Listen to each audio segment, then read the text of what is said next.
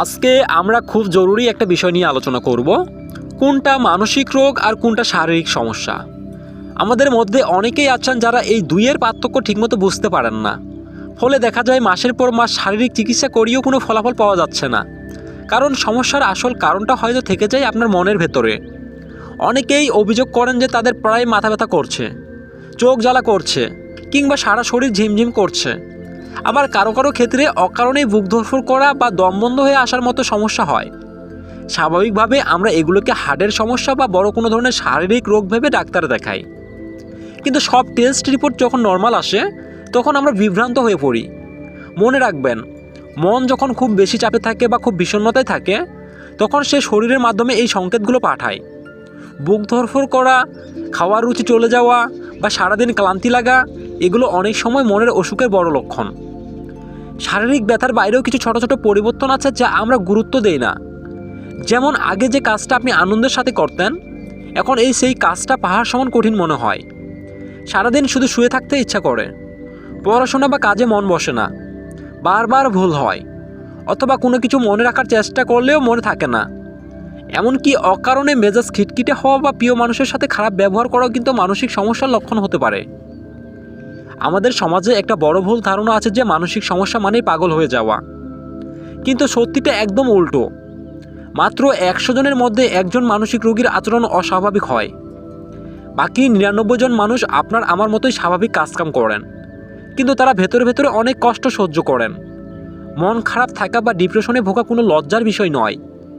শরীর খারাপ হলে যেমন আমরা ওষুধ খাই, মনের সমস্যার জন্য বিশেষজ্ঞের পরামর্শ নেওয়াটা বুদ্ধিমানের কাজ।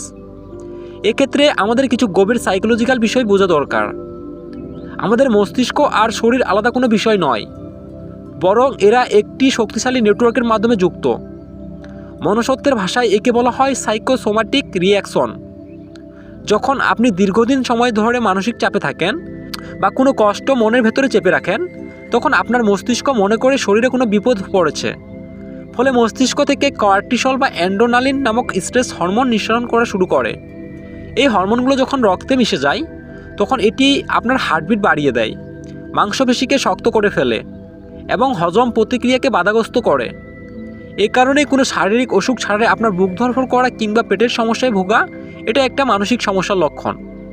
সহজ কথায়, আপনার কষ্টগুলো যখন মুখ দিয়ে বের হতে পারে না তখন সেগুলো শারীরিক যন্ত্রণার মাধ্যমে কথা বলতে শুরু করে।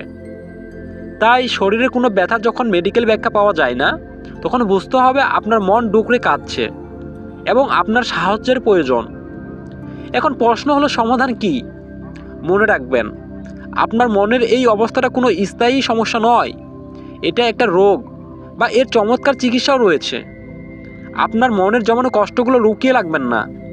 আপনার বিশ্বস্ত কোনো বন্ধু বা পরিবারের সদস্যকে আপনি জানান, বা আপনি কেমন বোধ করছেন কথা বলতে পারলে দেখবেন আপনার অনেক বড় বোঝা নেমে গেছে। আর যদি দেখেন নিজে নিজে সামলাতে পারছেন না, তবে একজন মনোরোগ বিশেষজ্ঞের সাহায্য অবশ্যই নিন। ওষুধ বা থেরাপির মাধ্যমে আপনি আবার সেই আগের পুরনো হাসিখুশি লাইফে ফিরে যেতে পারেন। মানসিক স্বাস্থ্যের যত্ন নেওয়া কোনো লজ্জার বিষয় নয়, বরং এটি একটি আপনার নিজের প্রতি ভালোবাসার বহিঃপ্রকাশ। নিজেকে সময় দিন, নিজের মনের সাথে কথা বলুন। মনে রাখবেন, মন ভালো থাকলেই আপনার শরীর ভালো থাকবে, আর শরীর ভালো থাকলেই সব কিছুই ভালো। আর আমার এই ভিডিওটি যদি আপনাদের কোনো একটু উপকারে আসে তো অবশ্যই আমার চ্যানেলটা সাবস্ক্রাইব করে রাখবেন।